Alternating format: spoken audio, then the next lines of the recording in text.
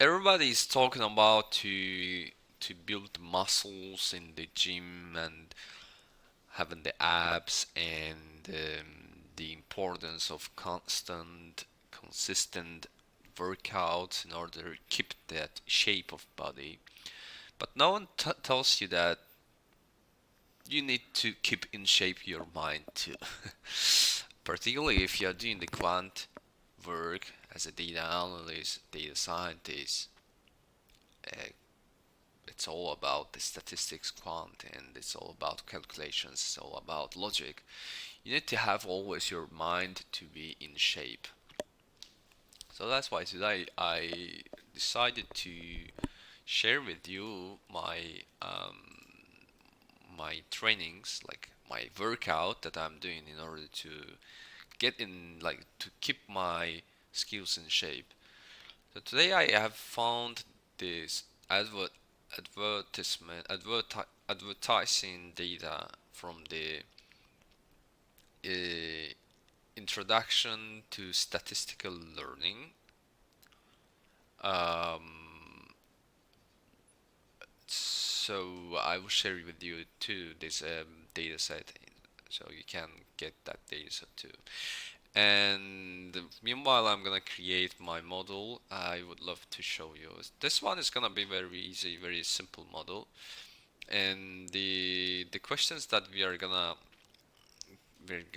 address throughout this model are gonna be next.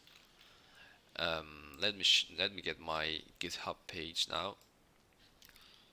So here are the questions. You can find them on my GitHub page. I'm gonna leave the link so you can get directly on my GitHub page. So the first one is in the relationship between advertising, sales, and budget. So I'm gonna make you acquainted with my data set. This is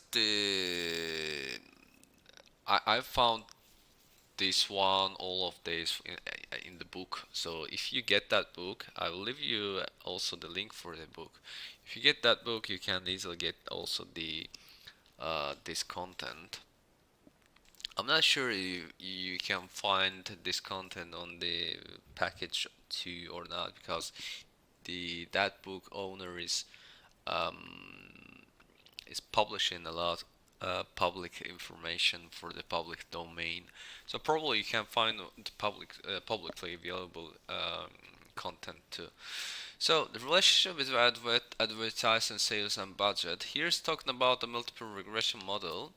But before going there, I would love to see also the correlation between the variables. It's a good practice to first to do some AD, EDA. It stands for the exploratory data analysis. Yeah, let's go ahead now. Open our AD, EDA, IDA, IDE. I'm so sorry. I'm so bad with the acronyms. Anyways, like only 9 people are watching my videos, so it's not a problem. Thank you very much, by the way, the 9 people who are constantly watching my video. I really appreciate all of you that watch my videos, and I would appreciate even more if you could share your idea if you like these videos or not. Anyways, so we are creating a new Python file, and here we are gonna create our model, and we're gonna call it ADA. EDA. So I'm gonna save it as the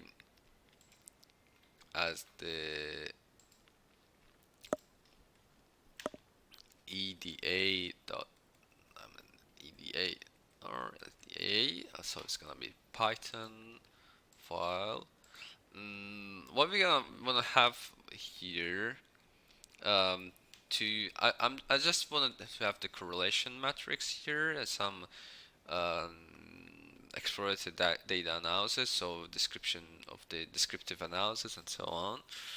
So all this part is not hard to get. So that's why we are gonna do the next. First, of course, we're gonna import as always pandas. It's the default. Then we wanna do some visualization. Seaborn as is SNS and import matplotlib dot pyplot as plot.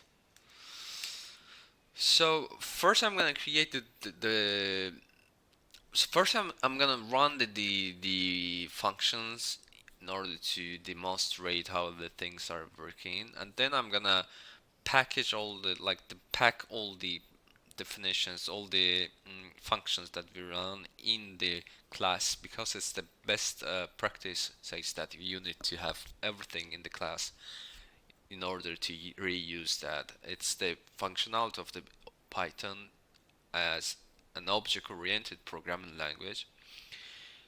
It's giving you the opportunity to pack everything in the classes in order to use in the different places. That in R, I'm not 100% sure, but I think it's not the case. You cannot do in the Python and on the R language. So what we're gonna do? So of course we're gonna need to have our data set. So we're gonna say the data frame is equal to p read CSV. This part is not funny. It's not fun. That's why I'm gonna stop my video and we'll see once I've finished. So once we have our data frame,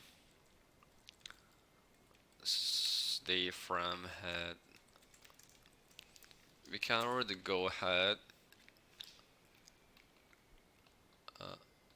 So this is our data frame, but the thing that I don't see the names of the columns. Yeah, here's it, the names of columns. So everything's fine. We have 1, 2, 3 exogenous variables and our interest variable, also called regressant, is gonna be sales. What else we're gonna do next? We're gonna first the relationship between the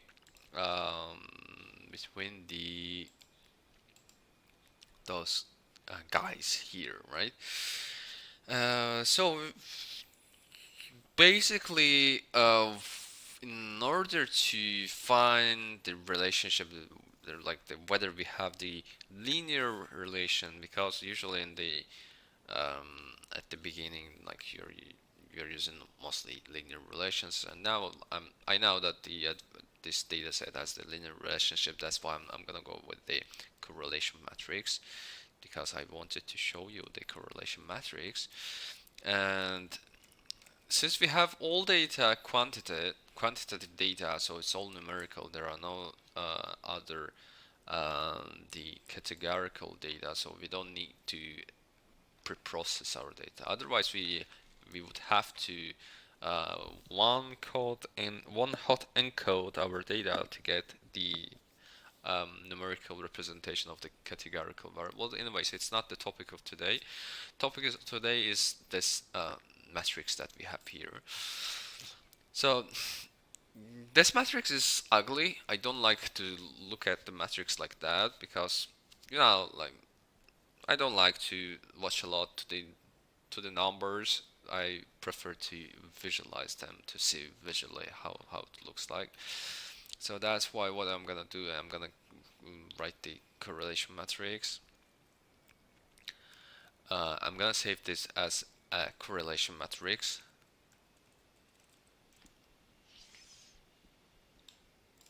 Correlation matrix is this one. Then I'm gonna create the figure equal to plot Subplot. I hope it's gonna work, because I haven't tested that beforehand. That's why. Let's hop. And then we're gonna do heat map, correlation matrix, annotation equal true. And CMap is the kind of how you wanna see that. Like there are different kind of CMaps, not CMap. You can leave it also. Uh, Leave it also as a default. It's gonna be none. And right, probably we're done. SNS is not defined. Why SNS is not defined? What's the problem with SNS? Seaborn, what's the problem? What's your problem, Seaborn? Ain't you born, Seaborn? Right, let's run it again. AX is not defined. We have defined here AX. Oh my. Okay, let's do next. I'm not gonna mention that, and we're gonna find now. Hopefully. What the?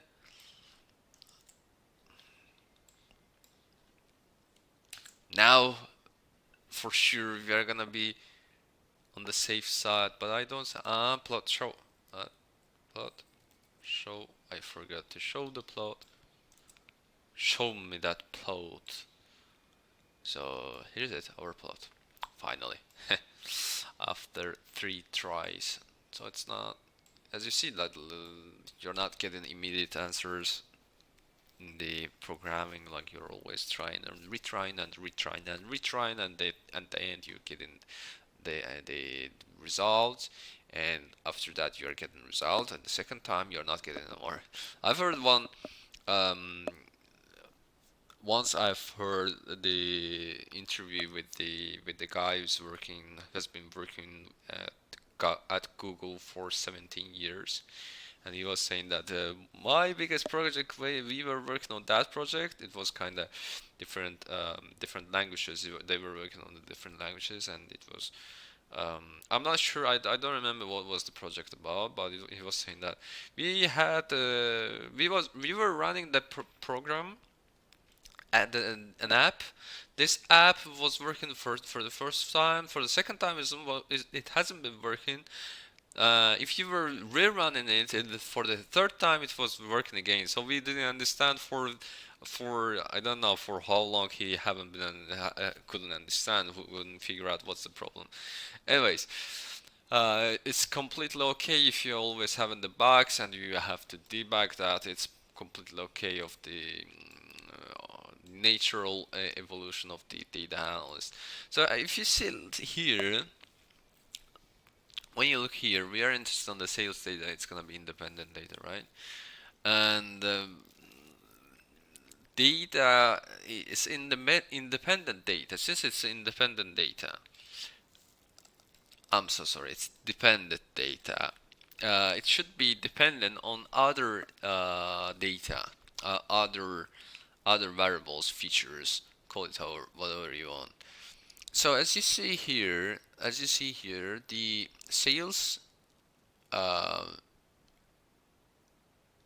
TV sales is correlated perfectly with sales. So we are not considering this one, right? Then we are saying the sales is correlated positively with newspaper, but it's kinda not a strong correlation. It's only 20 0 20 of the correlation. So correlation is maximum can be 1, and minimum can be -1. We have a 50 0.50 of the correlation with the radio and 0.78 strong correlation with the TV. So looking at this, we see that there is a correlation between our exogenous variables that are these three and our dependent variable, or we can say the independent and dependent variable. Anyways, um, remember, correlation doesn't mean causation. So in this case, we are not saying that. All right, that's cool. We have the correlation, and we are confirmed there's correlation and so on. It's not the end. So, and also we want to plot the relationship between the data. We could have the peer peer plot to find the relation between variables, and here we have correlation matrix. Correlation matrix. Perfect. Um, we are going to write now. We're gonna call the method of the um, this package called CSNS. We called SNS. It's a Seaborn. So we're gonna call the x variables. So it's gonna be, they are gonna be our um, exogenous variables. It's gonna be TV, radio. Get in the quotes, radio, newspaper, and we are gonna define our um, dependent variable. Okay, then we are okay, I think. Then we need to show the plot. So we're gonna use the right. Let me see what we have now here. Here is the result that we got. As you see that we before had the higher correlation between our sales and TV data. Meanwhile, with the radio, it was kind of mediocre, decent correlation, and with the newspaper, it was kind of like the small positive correlation. And we can now visually see why it's so. As you see in the sales and TV, we have a line that is accompanying. If we draw the line, if we could have the line like this. Here we cannot talk about the line sincerely because if you design the line here, if you're gonna draw the line here, the dispersion between each of these guys is gonna be too high. Anyways,